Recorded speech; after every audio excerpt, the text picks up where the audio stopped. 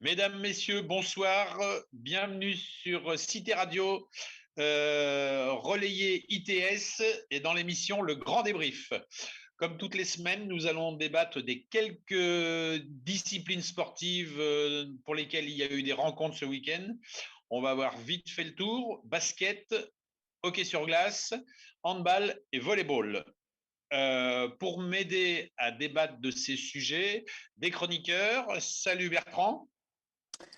Salut Francis et salut alors. Je regardais à nos 5929 abonnés, amis. On va bientôt y arriver aux 6000. Salut Basile. Bonjour, bonsoir. Salut Florentin. Bonsoir à tous. Salut Pierre-Yves. Bonsoir. Et ce soir, nous allons donc commencer par le basket et nous avons un invité de marque, puisque c'est un des deux meneurs de jeu de l'équipe de l'UTBM. De l'UTBM. Et j'ai eu un vide là. Marius Chambre. Salut à toi, Marius. Salut, bonsoir à tous. Voilà, alors donc, comme je disais, Marius, tu fais partie de… Là, sur le dernier match, c'était 5 majeurs. Tu ne l'es pas à tous les coups, ça dépend des choix tactiques. Alors, on va d'abord parler du match que vous avez joué en début de semaine à Vitré. On va vite fait revenir dessus. Ça s'est soldé par une défaite de 7 points, 79-72. Ouais, c'est ça. Qu'est-ce que tu peux nous en dire, Marius? Vitré, c'est quand même une frustration parce que on démarre le match de la meilleure des façons. On met Turner dans le doute, on défend bien, on est en attaque, on déroule. Je crois qu'on finit le carton à 23-13. Donc à l'extérieur, c'est très bien d'encaisser que 13 points dans le premier carton. Derrière, on a un peu de mal dans le deuxième et on est à la mi-temps à égalité à 37 partout. Donc ça reste quand même correct parce que encaisser 37 points à Vitré, ça veut dire que notre défense faisait le travail. Après, en deuxième mi-temps, on va dire que je pense qu'au niveau de l'attaque, on n'a pas réussi à dérouler complètement notre jeu.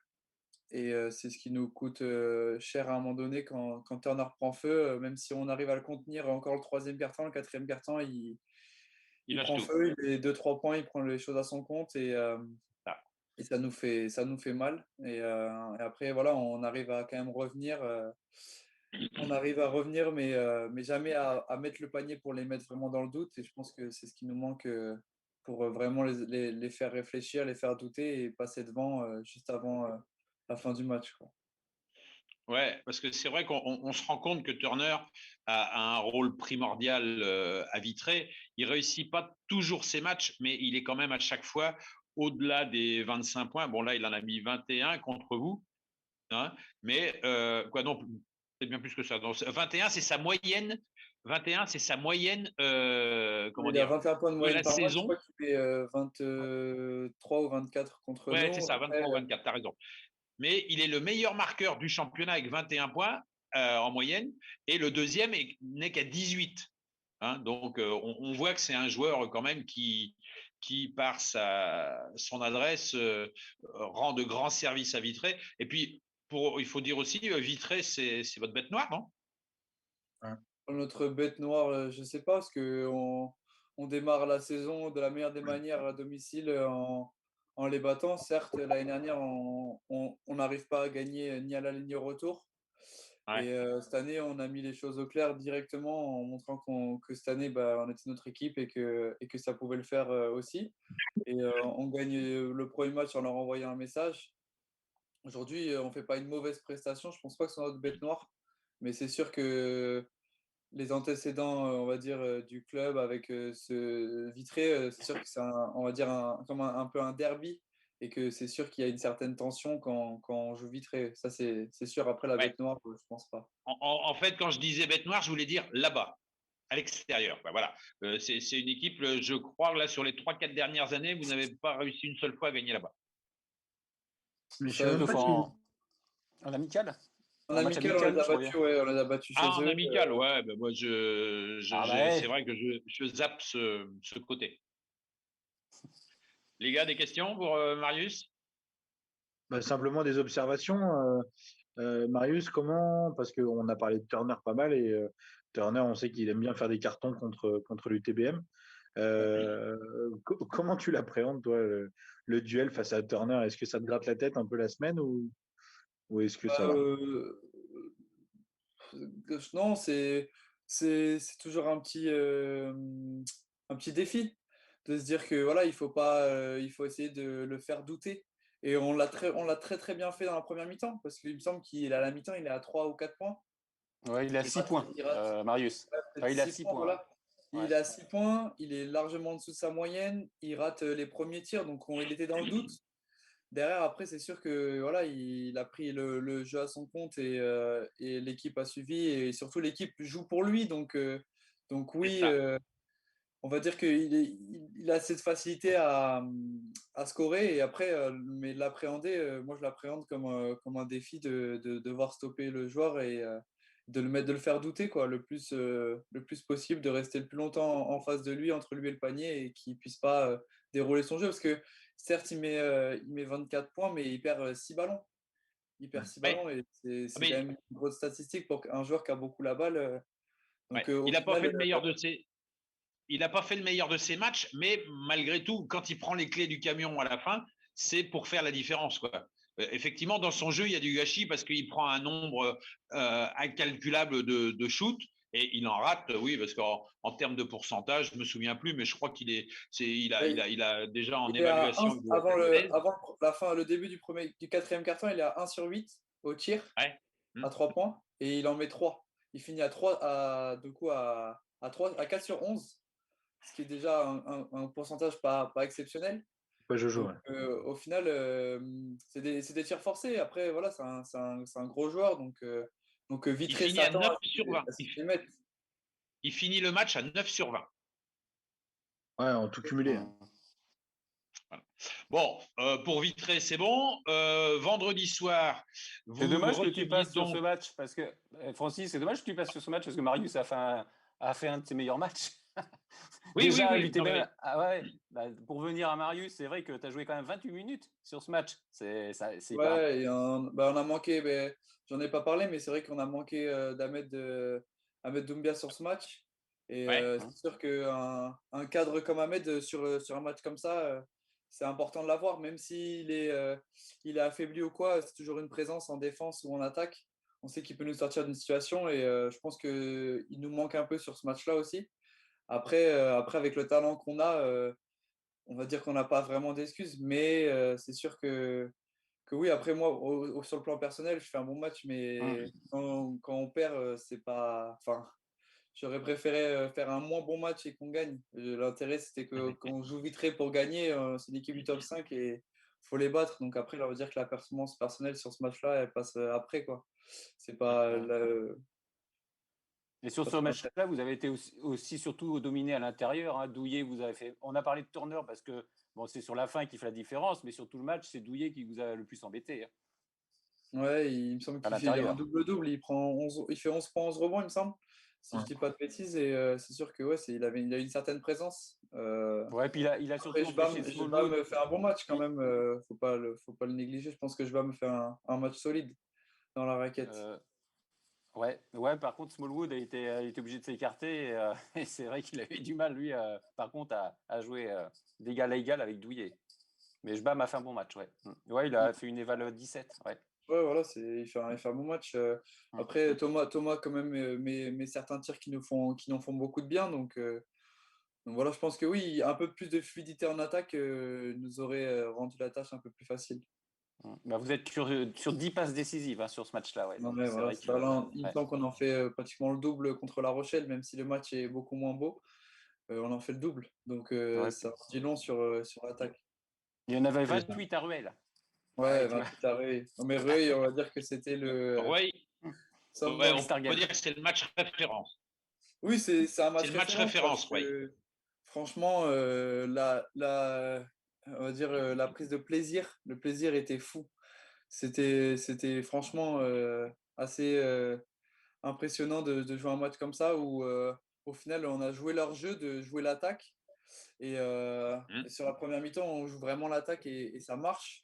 Et en deuxième mi-temps, on arrive à resserrer les taux, quand même les stopper, les mettre en difficulté, faire un écart et le maintenir. Et derrière, on gagne. Donc c'est sûr que on a mis des gros tirs. Je pense à Ralph qui met un tir sur le buzzer et ça les assomme. Ça les Oui, c'est assomme. vrai. Donc c'est sûr que oui, après, le match de Rueil, il est encore au-dessus. Alors, tu as abordé un petit peu la rencontre de vendredi en parlant de La Rochelle. Donc, La Rochelle est venue à Tours en étant leader.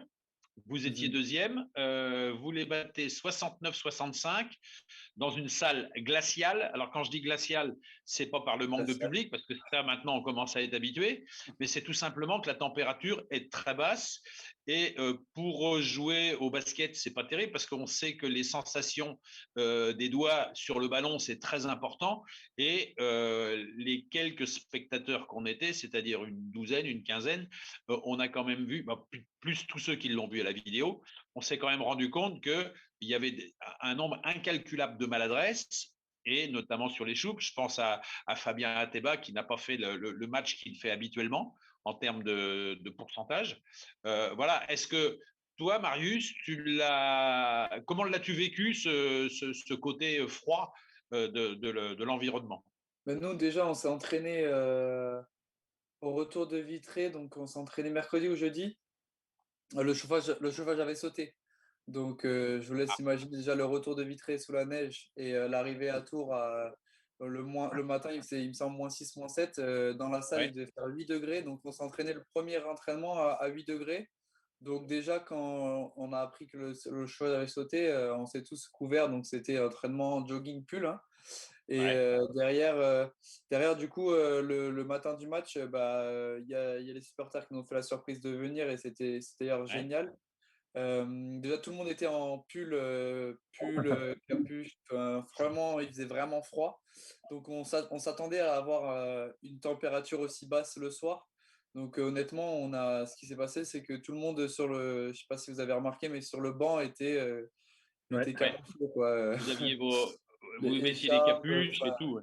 voilà, Mm. on était tous vraiment essayer de se réchauffer au maximum. Et ben, comme on l'a dit tout à l'heure en antenne, on avait des bouillottes, des petites bouillottes Ouais, pour les c'est ça. doigts, pour essayer de rester chaud. Il y avait le vélo à disposition. Et voilà, non, on a essayé de rester chaud. Mais oui, c'est sûr que quand tu sors, que tu es chaud et que ton maillot est mouillé et que tu es sur le banc et que tu prends le froid, c'est sûr que c'est pas très agréable. Donc, le but était de rester le plus chaud possible pour être prêt à Mm. la réentrée sur le terrain, quoi. Voilà. C'est C'est sûr que exactement oui, ça. non, jouer dans ces températures-là, c'est pas agréable. Ouais. C'est pas Ouais, ouais. agréable. Ah, mais vu Euh, qu'à La Rochelle, il y a un microclimat, c'était pas cool de faire sauter le chauffage. Et puis, il y a eu un autre truc aussi qui était quand même assez curieux. Les deux équipes s'en sont plus ou moins plaintes. C'est le duo d'arbitres. Moi, j'ai eu l'impression d'assister au niveau arbitrage à un match de petits, du baby basket. C'est la première fois que je voyais autant de marchés, de sifflets. Il y a même eu 2 ou 3 secondes. Ça n'arrive jamais. T'en penses quoi, toi, Marius? Hmm. C'est pas les coups de sifflet sur lesquels je me serais arrêté.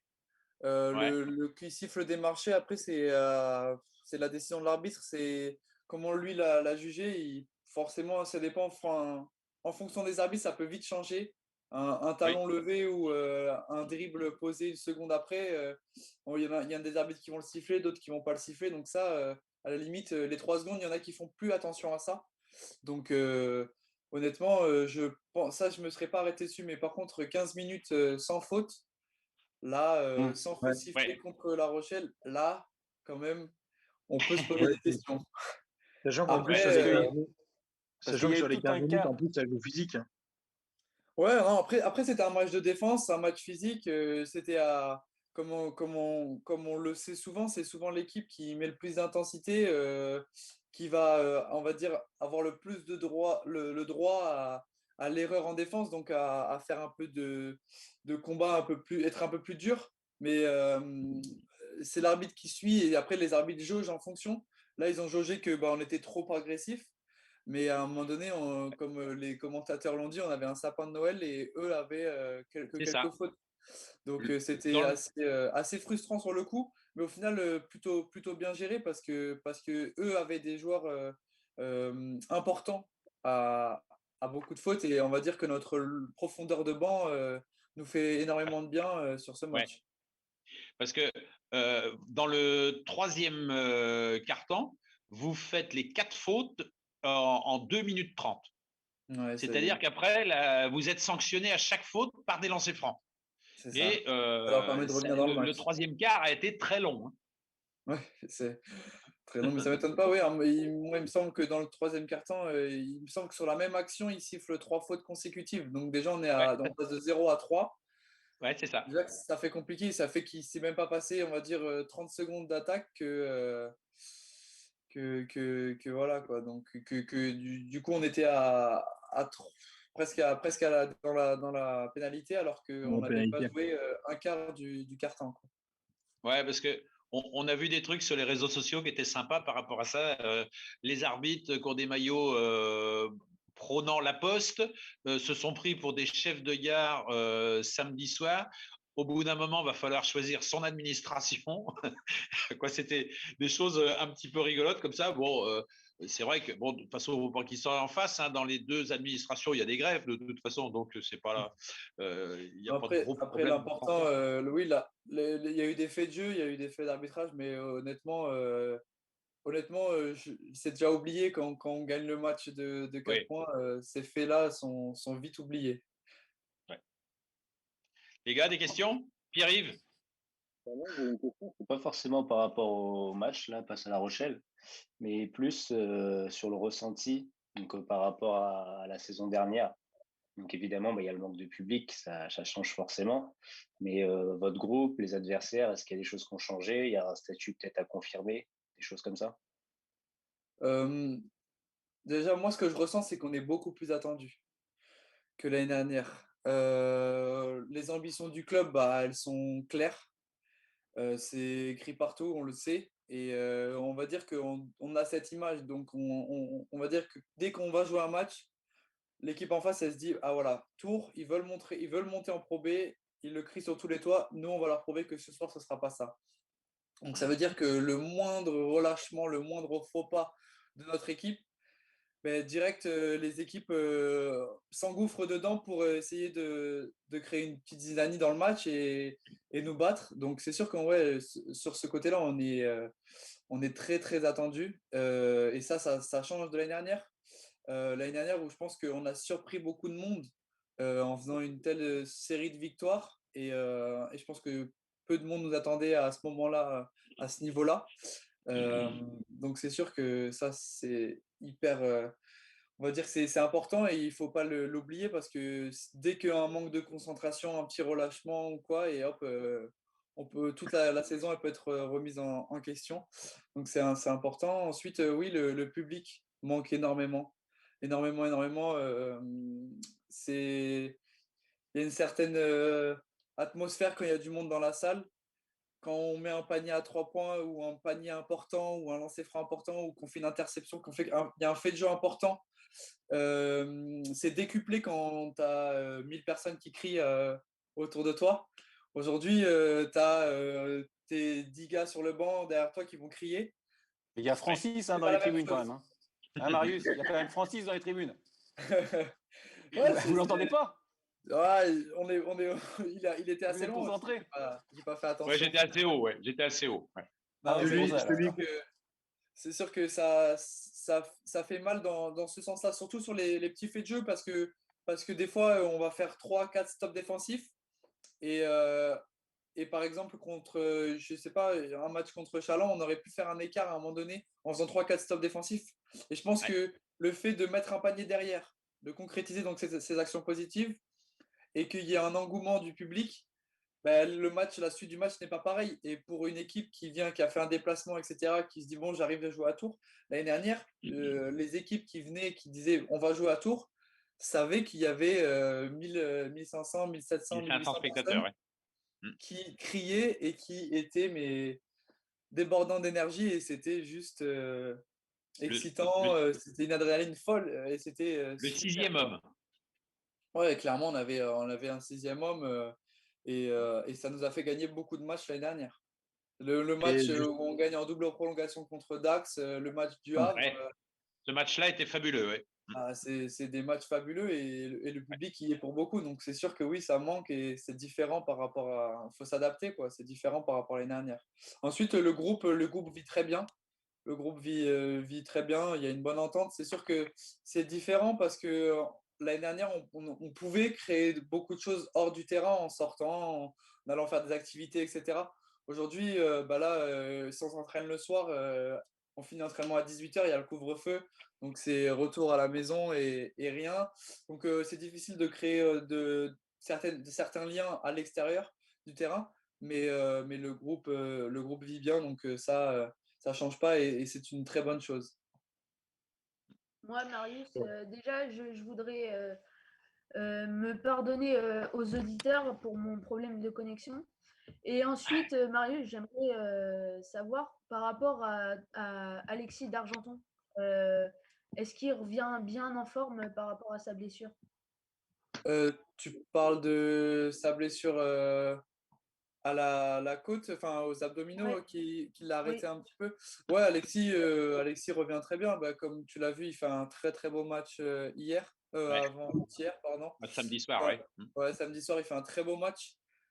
Donc non, Alexis, il est complètement retrouvé. Il n'y a pas d'inquiétude à ce niveau-là. Il va nous apporter énormément sur Ouais. la phase retour. Et ça, il n'y a pas de doute à avoir là-dessus. Alexis est très en forme et récupère très vite, donc il n'y a pas de problème. Ouais, il va bien épauler Crayon et Jbam, hein, La base en tout. intérieure, oui, c'est sûr. Ouais, parce qu'il faisait défaut quand même. Sa détente verticale, quand il n'était pas là, ça se sentait quand même. Il apporte autre chose. Lui et Mike sont vraiment complémentaires. On va dire que Mm. Mike est beaucoup plus au sol, beaucoup plus dur, et Alexis est beaucoup plus rapide et vertical. Ouais. Donc avoir deux joueurs complètement différents, c'est pareil que c'est la même chose que Thomas et Jbam, c'est deux joueurs complètement différents. Donc avoir cette complémentarité, pardon, c'est très très positif pour notre équipe, ça, c'est sûr. Donc les avoir tous les deux en forme, c'est que du bonus pour nous. Ouais. Des Simplement questions pour par apporter, rapport aux joueurs, les gars? ouais, Moi, j'ai une pour apporter question une à poser à précision. Marius là. Est-ce que tu es primé par rapport à ton nombre de passes décisives que tu fais? Parce qu'à un C'est-à-dire, moment, tu es sous le panier, tu peux marquer 2 points et tu fais une passe décisive à d'Argenton, justement. Tu te rappelles? ouais, bah après, Non, c'est mais tu te pas, rappelles non, de c'est pas, l'action? c'est pas voulu. Enfin, pour moi, c'était que j'ai mal attrapé la balle, donc il était plus près du panier que moi, et il l'attrape, il marque, tant mieux. Non, mais non, J'ai mais à un pas moment, non, fait c'est pas la attention. même action. À un moment, t'es Ah, sous le je panneau. rate le. Non, là, c'est vraiment moi qui rate le panier. Je suis tout seul, je me précipite et je rate le panier, il la récupère, il marque. Et tant mieux pour lui, Derrière. c'est positif. Pour que ce Oui, soit je parle. moi qui marque 2 points sur l'action, c'est pas très important. Mais après, Non, oui, mais c'est marrant. non, c'est pas moi qui lui fais la passe, c'est vraiment que je rate le panier là pour le coup. Mais ça a été compté en passe décisive quand même, j'espère. Ah non, non, non, du tout, c'est compté en tir raté. Ah, dommage. Ouais. Basile, tu voulais intervenir? Ouais, simplement pour apporter une précision, celui qu'on entend le plus dans la salle, c'est Romain Régnard. C'est lui qu'on entend le plus. Même quand on est même quand on est à distance, on l'entend très bien, Romain. On l'entend très Donc bien voilà. et il est toujours à fond, donc ça c'est très positif pour nous, hein. Au moins qu'il y ait 1500 personnes ou personne dans la salle, il ne change pas, donc ça c'est positif. C'est clair. Euh, Et après, simplement pour une petite précision, tu disais que donc ça faisait bizarre pour les adversaires plutôt maintenant parce que le fait de venir à Tours, c'est sûrement moins hostile, c'est sûrement moins difficile. Mais pour vous, du coup, d'aller à l'extérieur, ça change quelque chose? Bah, c'est la même chose, c'est une salle Ouais. comme Vitré, au moment où Turner met 1 ou 2, 3 points, je Ouais. pense qu'on en prend 10 ou 15 derrière. Là, on s'en sort avec 7 points, et même on recolle à 2 points. Une salle comme la Poultière, quand elle chauffe, c'est compliqué de revenir tout de suite dans le match. Donc, Mhm. c'est sûr que pour nous, pareil, on a pris des beaux matchs à l'extérieur qui étaient compliqués. Je pense que gagner à Rueil, c'est pas facile, on ne peut pas le faire tous les jours. Donc, Ah non. non, c'est sûr que, bah, après, voilà, comme je l'ai dit, nous, c'est un désavantage quand les équipes viennent ici, mais je pense que c'est la même chose pour nos adversaires quand ils nous reçoivent. Par rapport à tes potes, là, Ralph, depuis 3-4 matchs, là, est au top. Hein, il fait des parties pleines, c'est-à-dire en prenant des initiatives de shoot qu'il ne prenait pas trop auparavant. Et là, moi, oui, ça fait 3 matchs sûrs qu'il réussit des performances tip-top. Tu es d'accord avec moi? Ouais, franchement, depuis Rueil, même avant, il était bien. Après Il a fait voilà, une belle rencontre, il a fait Chaland avant où il était bien. voilà, c'est ça. Il attend il est comme il fait, il est toujours bien placé, il attend son heure. Et là, aujourd'hui, c'est lui qui met dedans, donc il est très content et il apporte beaucoup. C'est sûr que là, aujourd'hui, il a la main chaude. Donc, comme je me rappelle, moi, d'actions où j'ai Fabien et Ahmed qui sont sur le banc et qui me crient, mais joue pour Ralph. Aujourd'hui, il rate pas un tir. Joue pour lui, donne-lui la balle. Et dans le premier quart-temps, Fabien, à Rueil, il lui donne, je crois, 2 ou 3 passes que à Ralph, et Ralph met dedans. Donc, c'est sûr que quand on a un joueur qui est comme ça, on fire sur les matchs, sur plusieurs matchs, il faut jouer pour lui. Et c'est c'est aujourd'hui, on joue pas mal pour lui, donc c'est bien. Et faut continuer, quoi, garder tout le monde en confiance. Et je pense qu'avec le talent qu'on a, ça va tourner. Ce sera un autre à chaque fois, et etc., etc. Donc, c'est top. Oui, parce qu'à un moment, c'était Fabien Teba qui vous tenait. Et puis Ouais, c'est ça. maintenant, Fabien est en difficulté, donc c'est Ralph qui a pris le relais. Par contre, je trouve que Après, Ahmed. en difficulté, il apporte quand même énormément, même en étant entre guillemets en difficulté. Donc, on va dire que quand même nos joueurs qui sont entre guillemets en difficulté apportent beaucoup. Donc, quand je vois un Fabien à 8 points, mais que je vois un Fabien qui se défend très dur, c'est pas. Enfin, moi, ça me choque pas trop. Je sais qu'aujourd'hui, Fabien, qu'il ait mis, ou n'importe quel joueur de l'équipe, hein, je parle pour Jérémy, pour Ahmed, pour tous ces gars-là, qu'ils aient mis 5 ou 10 points et qu'on perde contre une grosse équipe. Enfin, si on gagne contre la grosse équipe, c'est pas, on va pas se dire, ah merde, j'ai pas mis mes points. Non, on est content pour le groupe parce qu'on est tous soudés autour du même objectif, quoi. Ouais, non, mais il n'y a pas que les points qu'on prend en compte, hein, Non. c'est l'évaluation en règle générale. Mais Ouais, bon, l'évaluation, le ouais. plus-moins aussi est très intéressant à regarder. Ouais. Alors, moi, je vais Et alors, revenir comment sur est-ce que. des. Vas-y, Bertrand, vas-y. Ouais, alors pour terminer là sur le tour des joueurs, là, concernant Amen Doumbia, bon, c'est clair et net qu'il fait une moins bonne saison que l'année dernière.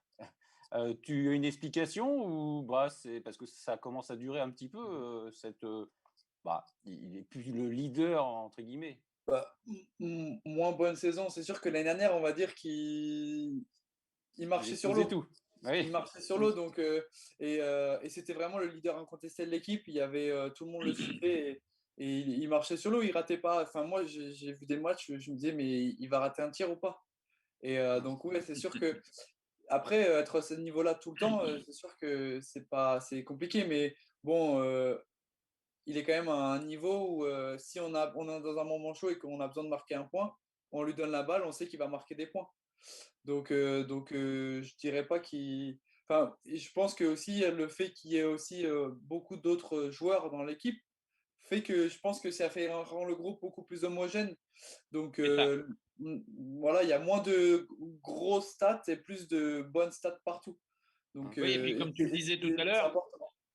comme tu le disais tout à l'heure, il y a une profondeur de banc, c'est-à-dire que vous pouvez jouer à 8, 9 joueurs, voire 10 suivant les rencontres, que l'année dernière, vous étiez peut-être plutôt sur 7 joueurs et on voyait plus souvent Doumbia, il avait un rôle plus important. On va dire que là, tout le monde amène sa pierre à l'édifice. C'est Là, je vais ça. revenir sur toi, sur un fait de jeu en fin de match, là, quand il n'y a plus que 2 minutes à jouer, vous êtes encore à 2 ou 3 points d'avance, je ne sais plus le score exactement. Tu as 2 lancers francs à tirer.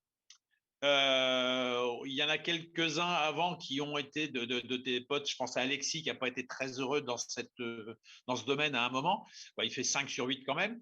Toi, tu en as 2 à tirer. C'est en fin de match. Tu n'as pas les pétoches. T'enchaînes. Tu mets les 2. Ça vous met avec 4 points d'avance et c'est pratiquement là que le match se gagne. Mais Alexis aussi, hein.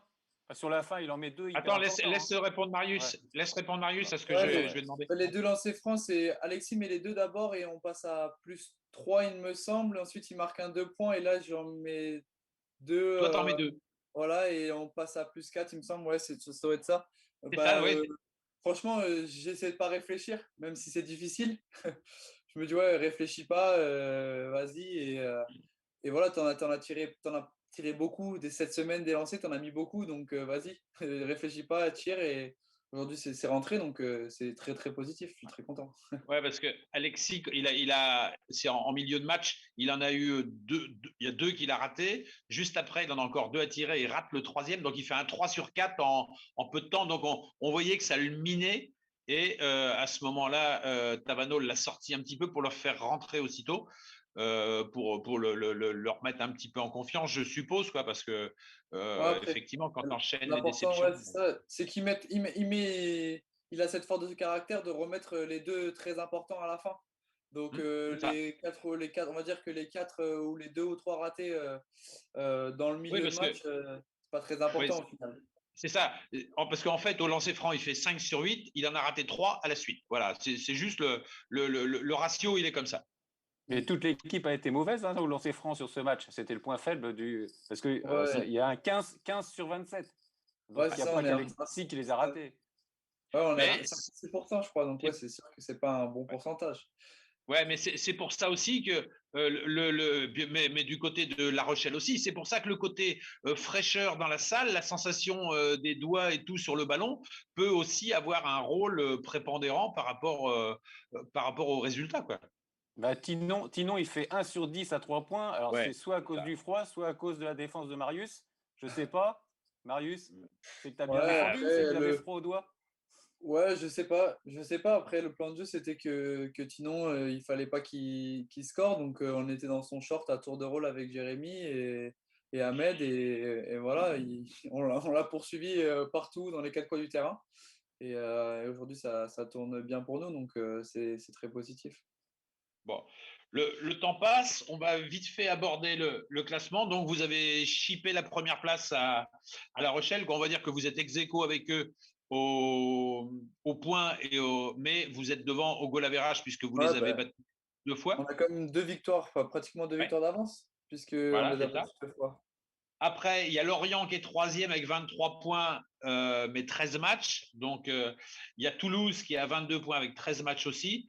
Bon, et puis Rueil qui est plus bas, mais 19 points avec 12 matchs. C'est-à-dire qu'en gagnant les 3 matchs en retard, il pourrait se retrouver ex aequo avec vous. Bon, voilà, tout ça, ça fait que le championnat est encore indécis. Le Et championnat que aujourd'hui, il veut rien dire, il est assez faussé. Faut attendre que les journées en retard se jouent pour vraiment voir où on en est. Après, c'est ça. Lorient et Toulouse ont 2 matchs en retard, mais se jouent l'un contre l'autre. Donc, il y en aura forcément une des 2 équipes qui va perdre. Et derrière, après, à nous d'aller battre Lorient chez eux pour prendre notre destin, avoir notre destin entre nos mains. Voilà, c'est exactement ça. Euh, on est un petit peu en retard. Marius, on va te dire merci de ta présence. On Merci à vous. va souhaiter à toi-même et à tes potes de l'UTBM un gros merde pour la suite du championnat. Et puis ça va commencer par le 26, vous irez jouer à Tarbes. C'est ça, là vous êtes sur une période de repos. Là. Oui, c'est ça, trêve internationale, donc repos jusqu'à jeudi et reprise jeudi. D'accord. Eh bien, Voilà. merci Marius. Et puis à bientôt. On espère avec plein de public, mais ça, c'est à mon avis pas pour tout de suite. J'espère aussi. Merci à vous. Bonne soirée. Salut Marius, à bientôt. Marius. Messieurs, après ce jingle, nous allons parler hockey sur glace. Suivez le débriefing des rencontres sportives tourangelles tous les lundis de 19h à 20h avec le grand débrief. Alors, hockey sur glace, les Remparts de Tours recevaient samedi soir Brest. Victoire 8-3. Basile, je crois que tu étais un des privilégiés puisque tu étais dans l'enceinte de la patinoire. Peux-tu nous raconter exactement ce que tu as vu? Exactement, oui, on était peu nombreux à être privilégiés, malgré que la retransmission vidéo, visiblement, avait l'air de qualité. d'après ce que j'ai entendu dire. Donc voilà, après, il est vrai que moi, j'ai toujours plus d'appétence, entre guillemets, pour le présentiel plutôt que le distanciel, si je pars en termes actuels. Sur le match, ce que j'ai vu simplement, c'est que un premier tiers qui allait d'un but à l'autre, ça allait à 2000 à l'heure. De l'intensité mise des deux côtés, mais des Brestois qui voulaient un peu mettre la charrue avant les bœufs, j'ai trouvé. Et puis les Tourangeaux qui, malgré le fait qu'ils se sont fait égaliser assez rapidement, voilà, étaient plutôt bien en place et sont restés dans un schéma établi assez précis, avec peu de fautes, un jeu assez propre, et qui ont cherché à être très disciplinés parce qu'ils savaient que, bien évidemment, les prisons allaient être déterminantes dans ce match. Voilà globalement ce que j'ai vu. Quand, Ouais, c'est le quand tu gros dis, plus. quand tu dis que Brest a égalisé, c'est à quel moment à un partout? Non? Dans le premier tiers. Ouais. Ouais, dans le premier tiers, en fait, ça va vite, ça fait un 0, ça fait un partout derrière. Pas tout de suite, mais ça fait un partout derrière. Après, Derrière, ça Brest fait a mis 2-1, ça plusieurs. fait 2-2, et Il ça y a eu bascule à 2-2 à la 3-2. 11e. Ouais, Ouais. il y a eu 2-2 à la 11e, c'est D'accord. à partir de la 11e que Brest a commencé à craquer, que tout a pris l'ascendant. Mais jusqu'à la 11e D'accord. minute, c'était serré. Ouais. Après, craquer, disons que les Brestois ont subi et ont mal protégé leur gardien. Donc, c'est ce qui a fait que ça a exposé le gardien, et les Tourangeaux prenaient énormément leur chance, patinaient vite, et c'est ce qui a un peu fait boire la tasse aux Albatros en défense. Donc Ouais. forcément, derrière, le gardien exposé, et voilà, face à l'exposition qu'il a eue, il a au départ tenté de réaliser ce qu'il pouvait faire. Et puis à la suite, il a été d'ailleurs remplacé, hein. Ils ont changé de gardien Ouais, dans le tiers médian. Tours a pris 53 tirs, Brest en a pris que 27 sur cette partie. Donc Tours a vraiment C'est ça. dominé le match Ouais. après l'égalisation. Ah oui, c'est du simple au double, quoi. C'est Ouais. ça, en fait. Je dirais que le premier tiers a été équilibré. C'est le seul qui a été équilibré. Après, derrière, ils ont bu la tasse. Et après, il faut dire que Brest, c'était leur premier match de championnat. Ils n'avaient pas joué depuis, Ouais, aussi, je crois, ouais. octobre. Et puis en Ouais, ils plus, ont c'est une manqué de équipe rythme. c'est une équipe qui a des gros gabarits, qui est lourde. Je crois que avec Tours, justement, c'est une des deux équipes. Voilà, alors quand tu as des gros gabarits comme ça, puis tu manques de rythme, c'est compliqué. Ouais, moi, je les ai pas trouvés si lourds que ça. À la peine physiquement, oui, clairement, parce qu'ils manquaient de rythme. Mais je les ai pas trouvés. En tout cas, physiquement, je les ai trouvés plus impressionnants les années passées. Là, ils étaient pas. J'ai pas trouvé une équipe surdimensionnée, quoi. Même en défense, d'habitude, les Brestois, c'est assez dense en défense, et ils ont régulièrement des Golgoth. Là, non, je n'ai pas trouvé. Enfin, ça m'a pas impressionné, en tout cas. Quand on fait le bilan de la rencontre, là j'ai regardé moi sur la feuille de match, Ouais. sur 8 buts, on a 7 buteurs. Il y a Koski qui fait Bon. un doublé, sinon après Ah, on on en a a… que 6. On en a que 6. Ah bah Tar- c'est pas ce qui est noté sur la feuille de match. Ouais, Tartarif, un on doublé. a 6. On a Phil Tartarif, un Becker. doublé aussi. Ah oui, Ouais, Tartari un doublé, Tartari, pardon, oui. Il y a Koski un doublé et Tartari, oui, excusez-moi. ouais. Oui, oui. Il y a 6 buteurs, d'accord. C'est Tartari, Koski, c'est la même ligne? Non. Non, d'accord. Là, sur les 6 buteurs, on est sur combien de lignes là? On est sur à minima 3, si c'est pas 4. D'accord. Ouais. Donc ça veut dire que l'équipe est vraiment homogène, quoi. Chaque ligne est Ouais. capable d'amener sa pierre à l'édifice, et c'est tant mieux, quoi. Mais c'est ça, Déjà, en fait. sur les deux premiers matchs, on avait dit sur les deux premiers matchs, ils ont marqué 9 buts et c'était 9 buteurs différents sur 4 lignes Ouais. différentes. Ouais. Donc là, ça continue. Mais c'est Ah ouais, c'est pas, bien. on est dans la même veine. On est dans la même veine. Et en fait, ce qui a vraiment mis en danger les Brestois, en fait, c'est que c'est pas à vous que je vais l'apprendre. Le fait qu'il y ait différentes lignes, en général, les lignes, elles ont des rôles attribués, en quelque sorte. C'est-à-dire qu'il y a des lignes où il y a vraiment des shooters très dangereux, et auquel cas, l'équipe va chercher vraiment à mettre cette ligne-là dans les meilleures dispositions et à trouver des situations de shoot. Et puis après, vous avez des lignes, en fait, qui servent un petit peu pour temporiser, pour mettre l'adversaire à la faute. pour en fait faire jouer l'adversaire dans son camp et mettre un peu de pression. Mais c'est pas forcément les lignes qui sont là où il y a les buteurs les plus dangereux. Bah, en fait, sur les lignes Tourangelle, il y a des buteurs qui peuvent être dangereux en fait sur toutes les lignes et ils mettent une pression constante à l'adversaire. Et en fait, l'adversaire en face, il n'a pas de temps de répit. Et donc, vu qu'il ne peut pas vraiment faire tourner, bah, ça fait que forcément, derrière, la rotation est moindre. On l'a vu d'ailleurs aussi avec un joueur brestois qui avait pris un coup qui a été au vestiaire. Ils ont ensuite deux joueurs brestois qui ont pris 10 minutes pour méconduite. Donc, forcément, derrière, ça vient perturber les rotations. Donc, c'est vraiment sur ça que les Brestois ont été en danger et ils n'ont pas pu récupérer et avoir un regain d'énergie. Et puis le gros plus, c'est que Tours a pris 6 minutes de prison alors qu'ils en avaient pris 30 et 26 sur les 2 premiers matchs. Ouais, mais après, le truc, c'est que tu peux avoir des méconduites de 10 minutes pour un seul joueur et tu la prends en une fois. Donc, ça vient fausser des fois le jugement. C'est ce qui est arrivé d'ailleurs au Brestois. Hein. J'ai essayé cet après-midi de regarder. J'ai regardé la feuille de match, j'ai essayé de la comprendre. J'en suis totalement incapable. Faudra, Basile, que tu me donnes un cours. Parce que j'ai essayé d'être logique, mais alors vraiment, là, je n'ai rien compris. Voilà. Il y a des petites lignes dans tous les sens, il y a un peu de tout. C'est ça. Et en plus, il n'y a même pas les buteurs, il y a que quelques joueurs cités. J'ai vraiment pas compris le fonctionnement. Bon, mais de toute façon, c'est pas très grave. Hein. Voilà. C'est pas la prochaine rencontre. Basile, la prochaine. C'est pas à la minute. Pardon? Dunkerque. Dunkerque où? À l'extérieur pour Tours. Là-bas. D'accord. Et c'est samedi prochain? Ouais, à 19h. Ouais. D'accord. Okay, à 19h. Et Tours a bien ses moins 3 points, hein, Francis. Tours a bien ses moins 3 points. Ouais. C'est officiel. Donc là, le classement, il est établi comment? 3 victoires, 6 points. Les Vas-y, Florent. sont toujours premiers, du coup. Ouais. Et Dunkerque est deuxième, mais avec un point de moins, même s'ils ont gagné hier, mais comme c'était au tir au but face à Neuilly. Oui, ils prennent un point de. D'accord, ok. Donc Tours a un point de bonus, quoi. Ils prennent que 2 au lieu de 3. Entendu. C'est ça. Donc Dunkerque samedi prochain. Espérons qu'ils continuent sur leur lancée. Voilà. Messieurs, après ce jingle, nous allons parler handball. Et là, on a une grosse annonce à faire, les gars. Ouais.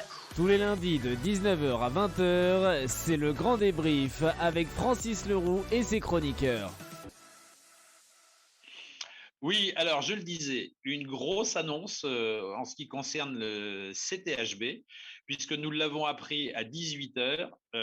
Alexandra Lacrabert, joueuse emblématique de l'équipe de France de handball et cette saison qui était à Fleury, donc, je ne sais pas si c'est fait ou si ça va se faire, mais enfin, la décision est prise. Elle jouera la saison prochaine au CTHB. Et ça, c'est vraiment un renfort plus, n'est-ce pas? Tout à fait. Ah bah, c'est clair. C'est clair. Déjà d'une, c'est du métier, c'est de l'expérience, c'est le niveau international. C'est une joueuse qui va peut-être, enfin, c'est pas qui va peut-être, c'est qui va, c'est indéniable. Apporter. C'est un sacré bras droit. Hein. C'est un sacré bras droit. En plus de ça, c'est un déménageur. Hein. C'est un physique de déménageur ou de déménagement, ça dépend. Mais non, c'est vraiment impressionnant. Et puis en plus de ça, pour toutes les jeunes joueuses du CTHB, c'est une formidable partenaire d'entraînement, clairement. Donc, c'est parfait. Moi, j'ai pas d'autres mots. Donc, on avait eu, il y a quelques années, la présence de Sophie Herbrecht, à la période où le CTHB accédait à la D1.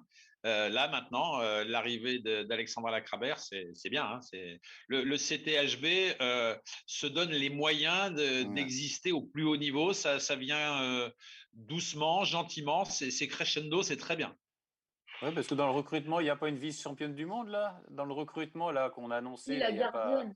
Ouais, la gardienne. Oui, la gardienne, oui. Qui va remplacer Linda. Effectivement, mais on la connaît moins bien, quoi, voilà. Ouais. Et moi, j'avais une petite question à poser à Pierre-Yves, du coup, ce qu'il pensait, s'il la connaissait un peu, vu que tu es de Fleury. Oui. Ça fait 3 ans qu'elle était à Fleury.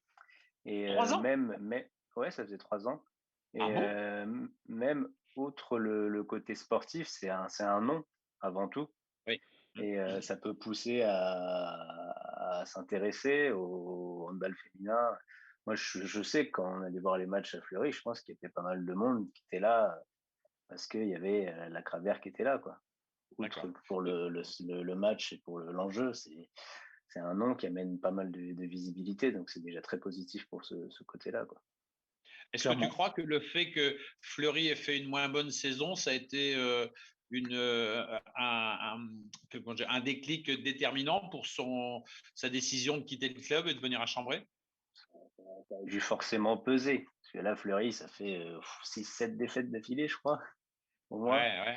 Donc, oui, ça a dû forcément peser. Après, je sais je crois, elle habite dans la région, donc elle a voulu rester dans la région, je pense. Elle est originaire aller, du Béarn. D'ailleurs, ça se voit sur son maillot, elle a le numéro 64 et je C'est ça. suppose que quand elle viendra à Chambray, elle aura aussi le numéro 64. On va pouvoir la mettre, on va pouvoir l'envoyer en stage chez Olivier Estérez. Moi, j'ai 2-3 adresses. Ouais, c'est ça. Donc, moi, j'ai vu c'est Sébastien Vélez qui a fait une petite remarque là-dessus en disant qu'elle était du Béarn parce que moi, je ne le savais pas. Voilà. Bon, on va revenir au match de dimanche après-midi, les gars, où elles sont allées Avant, il y a s'imposer à mercredi. Besançon 31-27. Il y a mercredi. Et Oui, Ouais. t'as oublié Tu dis, mercredi, Florentin Francis.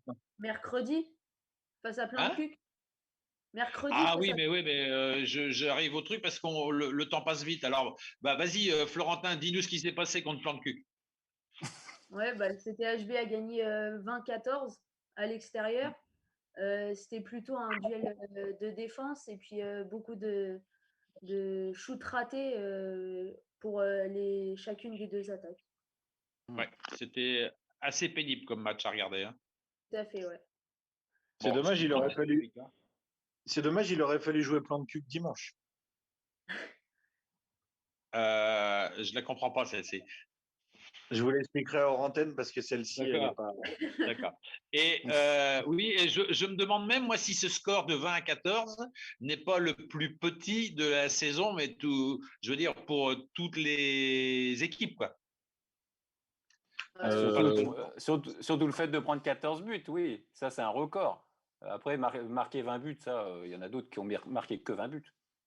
Tu C'est crois 14 que tu Non, mais dis je veux dire 34 buts dans un match répartis. Je me demande si c'est pas le plus petit score. Je vais m'amuser à ça, que moi qui ai un petit peu de temps. Je vais regarder, je vais éplucher toutes les feuilles de match pour voir si c'est pas le plus petit score de la saison. Voilà, ouais. C'est sûr que prendre 14 buts en championnat de première division, entre guillemets, c'est un exploit. Les gardiennes ont été bien, mais il y a eu beaucoup de maladresse quand même. Voilà, il y a pas. Et puis les défenses ont été présentes. Oui, bah, la défense du CTHB, on la connaît bien. Par contre, il y a énormément de pertes de balles de plan de cuc sur des contre-attaques. C'est ça. C'est là-dessus surtout. Oui, j'ai vu le match et c'est vrai qu'il y a eu des pertes de balles inhabituelles pour une ligue féminine du Taillaz, en fait, une première division. Il y a eu un nombre incalculable d'interceptions. Le plan de cul, il y a un moment en première mi-temps, le score est resté planté je ne sais plus lequel il était, mais ça n'a pas bougé pendant au moins 4-5 minutes. Quoi, voilà. À la mi-temps, il y avait que 7-8. Hein. C'est vrai. 7-8 à la mi-temps, ouais. Bon. Après, les plans de cuc, ils sont derniers, hein, donc après, il ne fallait pas s'attendre à des merveilles non plus. Hein. Oui. Mais bon, voilà. Bon, on va venir au match de Besançon parce qu'on n'a plus beaucoup de temps, les gars. C'était hier après-midi. Moi, j'ai vu que la fin, donc je ne vais pas en dire grand-chose. Vous l'avez regardé, je suppose. Qu'est-ce que vous en avez pensé? Ouais. Bon, y a deux joueuses déjà qui se démarquent. Hein. Andrea Novellan dans les buts. Bon, super partie. Oh, elle arrête des face-à-face impressionnants. Hein. Elle est très vive, elle lit bien le jeu. Et puis Ana Paula Rodriguez qui fait un carton, qui fait, je ne sais plus combien, 12 sur 14. Ouais. 12 sur 14. 3 7 mètres. Ouais. Mais alors, là, par contre, ce qui est dommage, c'est qu'on ne la garde pas. Enfin, il y a certainement des raisons, mais elle ne sera pas au CTHB l'année prochaine. C'est officiel après... Ah oui. C'est officiel, ça? Ouais. Oui. Bon. Après, tu ne peux pas non plus. On peut pas garder tout le monde. faut faire des choix. Sur une équipe, tu peux pas garder tout le monde. En plus de ça, peut-être que par rapport au projet de jeu qu'ils ont pour l'année prochaine, peut-être qu'elle correspond pas forcément sur Ouais, c'est sûr. l'idée qu'ils Oui, en c'est ont en ça, termes de Basile. projet de jeu et structuration. Donc. Ouais, c'est ça, Basile. En fait, ils cherchent à accélérer le jeu, à jouer plus rapidement. Et donc, c'est pour ça qu'ils ont fait un choix différent. Ouais. Ça a été d'ailleurs répété à plusieurs reprises par les personnes qui étaient aux commentaires sur le match de Besançon. Ils ont dit voilà, le CTHB joue sur un train de sénateur, un rythme de sénateur, mais elles ont poussé les possessions jusqu'au bout. Voilà, elles ont fait exactement ce qu'il y avait à faire pour battre cette équipe de Besançon. Donc, grosse première mi-temps. Ouais, il y avait quand même 15-20 20 buts en une mi-temps. C'est énorme. 15-20 à la mi-temps pour le CTHB. Puis après, donc, moins en réussite en deuxième mi-temps. Mais bon, la défense, qui est le gros point fort du CTHB, a bien tenu. Et bon, Besançon est quand même revenu à un but. Hein, donc, il y avait 27-28 à la 27e. Ouais. Mais bon, après, elles ont bien C'est-à-dire que maîtrisé. si tu dis qu'il y avait 20-15 à la mi-temps, gagné 31-27, elles ont perdu la deuxième mi-temps d'un but, quoi. Ouais, mais bon, elles ont bien géré. Ouais. Elles ont bien géré, parce que Besançon, c'était pas le même Besançon qu'en Coupe de France. Hein. Là, elles étaient motivées parce que les points, Besançon est qualifié pour le play-off, et donc là, les points vont compter. Bah, c'est ce que je te disais l'autre jour. Ouais. Et d'ailleurs, par rapport à ça, je vous ai adressé, vous l'avez vu, bon, ça c'est entre nous, le tableau des rencontres. Alors, pour expliquer un petit peu aux auditeurs, là, on va dire que la première phase est terminée, puisqu'on prenait compte que des 13 matchs allés. Le CTHB est classé 7e et il va y avoir maintenant un championnat à 8 équipes, mais sur seulement une rencontre. C'est-à-dire que et ils vont inverser comment dire, quand les filles de Chambray ont joué un match à l'extérieur, eh bien ce match retour, elles le joueront à domicile. Et là, il se trouve que parmi les 7 autres équipes qui font le play-off avec Chambray, elles se sont déjà déplacées 5 fois contre les équipes et donc, ça veut dire qu'il y aura là, sur ce mini-championnat, 5 réceptions et 2 déplacements. Les 2 déplacements, c'est à Nantes et à Metz. Mais à Nantes, le match n'aura peut-être pas lieu on va dire à la date prévue parce que tout dépend de comment Nantes est en Coupe d'Europe. Voilà.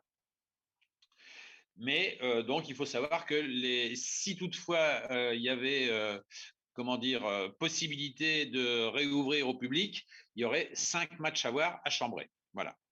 Et ça commence quand, là, le play-off? Il commence quand? Ça commence pas ce week-end-là, mais l'autre. Le week-end du 26-27 février, je crois. Ouais, parce que ce week-end-là, elle joue en coupe?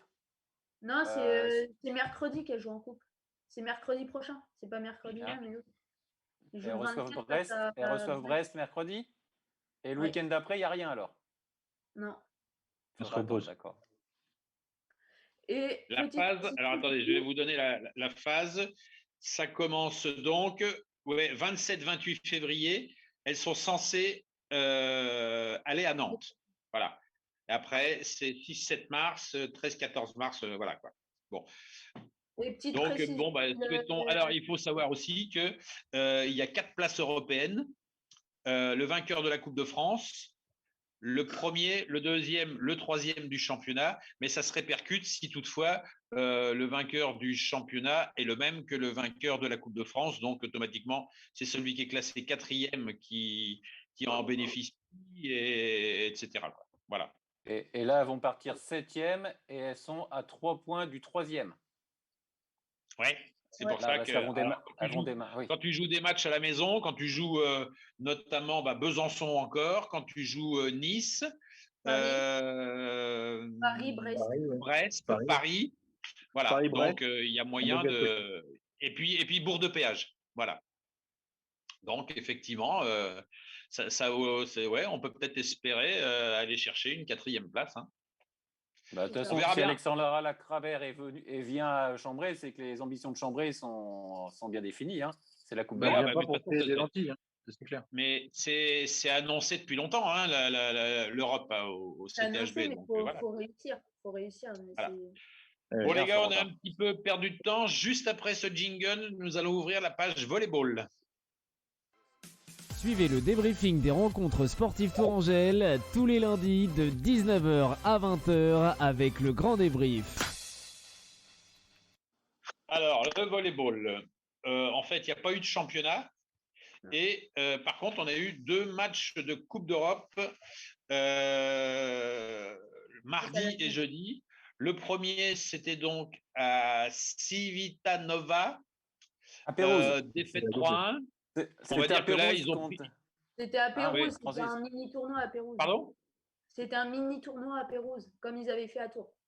Alors, c'est la question que j'allais vous poser, parce que moi, je pensais que comme ils étaient en Italie, ils étaient restés en Italie, mais que c'était pour arranger.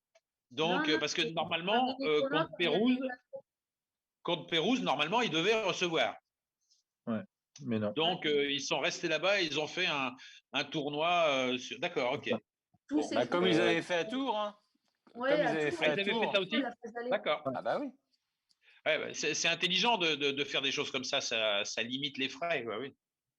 Donc, 2 défaites 3-1 et à chaque fois, le TVB a gagné le premier set.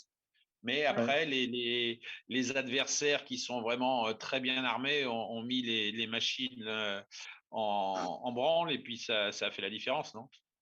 Ouais, c'est Ouais, ça.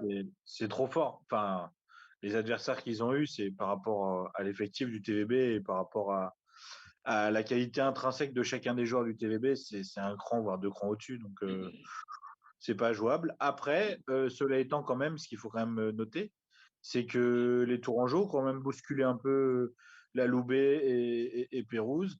Voilà, après, ils ont joué crânement leur chance. Et comme l'a dit Hubert Reynaud, il peut être fier, ils n'ont pas à rougir. Par exemple, la Loubet sur, on va dire, un 7,5 au début du match, bah, ils font quand même pas trop les malins parce que ils peuvent s'embarquer sur un match compliqué. Pérouse, pas mieux le lendemain. Pareil, même propos. Donc honnêtement, enfin, ils ont exposé leurs armes et ils ont joué avec ce qu'ils avaient sous la main. C'est-à-dire que je prends le match de la Loubet, par exemple, où Nathan était mis au repos. Mm. Et donc, entre guillemets, Hubert Reynaud a fait appel au remplaçant ou au banc, même si effectivement il a de la qualité sur le côté, mais c'était, je trouvais, plutôt de qualité avec Gary Chauvin aussi qui est rentré, qui est le passeur remplaçant. Donc, enfin voilà, moi j'ai trouvé des vraies bonnes choses, quoi. Ils ont joué libéré, sans pression. C'est comme tu dis, on a trouvé un effectif, par exemple, face à la Loubet. Tu dis Nathan, il y avait aussi Nicolas Rossard qui était Ouais. mis au repos. Ça nous a permis aussi de voir certains jeunes Tourangeaux comme Gilles Lomba. Ouais. Il y en avait un autre aussi que j'ai perdu le nom. Mais oui, ça nous a permis de voir un peu de nouvelles têtes, entre guillemets, qui ne jouent pas souvent en championnat. Ouais, et puis Pierre-Yves, face à des cadors. C'est ça. Pierre-Yves, vas voir des fois des matchs de volley? Pas en configuration normale, évidemment. Ouais, j'en ai jamais eu l'occasion, j'avoue. Non, t'es pas un volleyeur pur alors.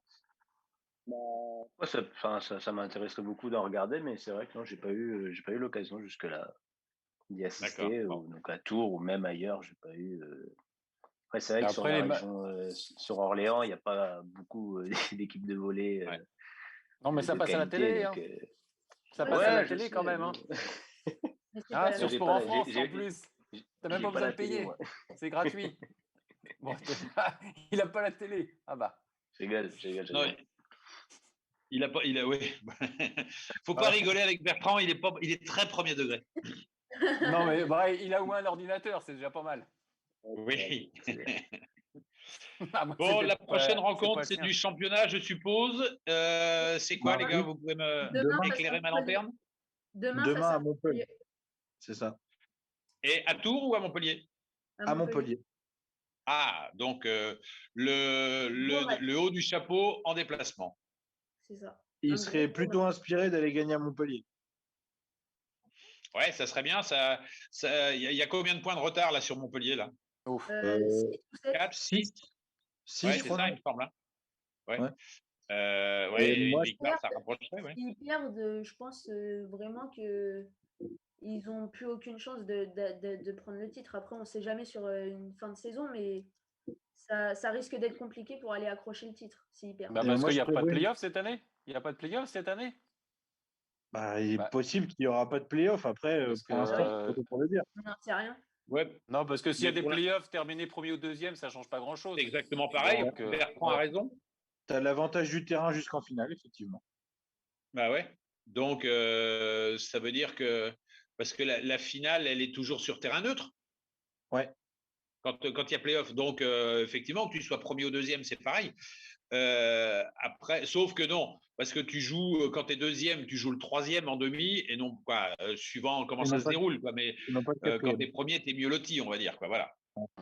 Mais Non, bon, bah après, ça serait surtout bien de gagner pour montrer qu'on est au moins au niveau de Montpellier, parce que Montpellier a gagné le match aller quand même. C'était 3-2. Ouais, Ouais. ouais, mais Enfin, peut-être ouais. peut-être tout simplement que Montpellier est plus fort. Hein, aussi. Bah, oui. Ouais, voilà, c'est ça. Bah, Donc, moi, je vois victoire 3-1 du TVB. d'accord. Ah oui, tiens, allez, on va faire un tour de table pour les pronostics. Victoire Allez. 3-1 du TVB pour Basile. Florentin, tu dis quoi? Victoire Montpellier 3-1. Bon, D'accord. Pierre-Yves, Montpellier 3-2. pardon? Montpellier 3-2. Montpellier 3-2 Montpellier, pour Montpellier. 3-2. On t'a pas bien entendu, là, c'est pour ça que je l'ai fait répéter. Bertrand? Il est fort, hein, Pierre-Yves, hein, parce que c'est ce que je vais dire. 3-2 pour Montpellier. Ouais. Et moi, je vais dire 2-2. Bon. Ah, Ah, d'accord, oui. Là, il ne connaît rien en volée. Non, mais Francis, Allez, il ne connaît rien en Charlot. volée. Donc, Et quand je vous dis, quand je vous dis qu'il est très premier degré, le petit foie. non. Ouais. 2-2 et puis Bon. il gagne au penalty. Hein, Oui, c'est Et il ça, gagne au c'est penalty, bien. C'est ça. D'accord. Allez, on va arrêter là, messieurs, parce qu'il est 8h01, 20h01. Nous sommes en retard. Donc, merci à vous quatre, Bertrand, Basile, Florentin et Pierre-Yves. Merci Guillaume Colomba à la technique. Et merci également à Marius Chambre, notre invité de ce soir, qui représentait l'UTBM.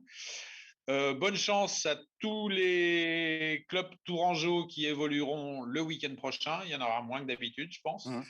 Et puis, je vous dis à lundi prochain. Bonsoir tout le monde. Et bon pot au feu. Merci.